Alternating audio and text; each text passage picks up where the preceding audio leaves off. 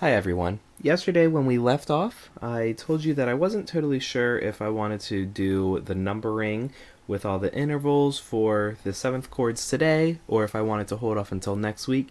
And I've thought about it some more, and I decided that we will at least get started with it today. So that's going to be the focus of today's lesson. I'm going to take videos of doing the seventh chords in root position, first, second, and third inversion with all the numbering.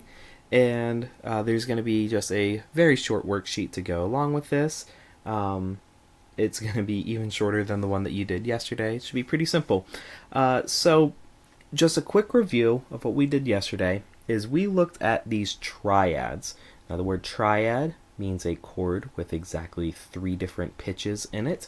In this case we have C, E, and G in all of our triads from yesterday. And triads can only come in 3 positions. We have root position, where the root is on the bottom. We have first inversion, where the third note of the chord, in this case E natural, is on the bottom. And we have second inversion, where the 5th note, or the dominant of the chord, is on the bottom. Now, whether it's the first, third, or 5th member of the chord, we're always going to mark that lowest note with a 1 when we're figuring out these numbers, because we're figuring out the inversions. And that rule holds true with these 7th chords. Now, what I just reviewed was these triads. These 7th chords are not triads, because if you look and see, we have a C, an E, a G, and a B in every single one of them. We have 4 pitches this time. Now, there is no short word that means 4-note chord specifically, but there is a word for any chord that has more than 3 notes in it, and we call those,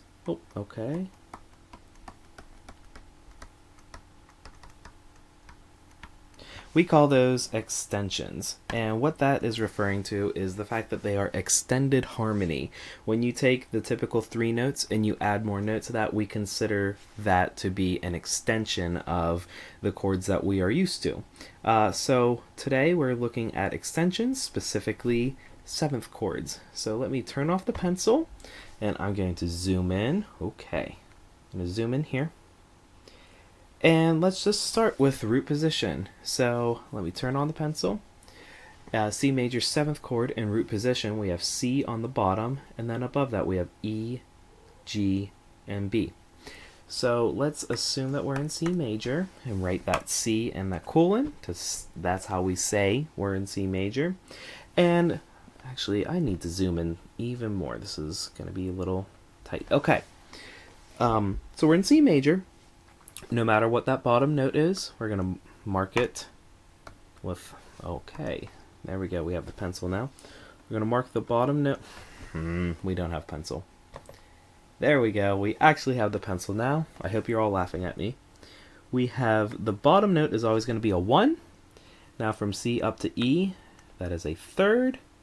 From C up to G, that is a 5th.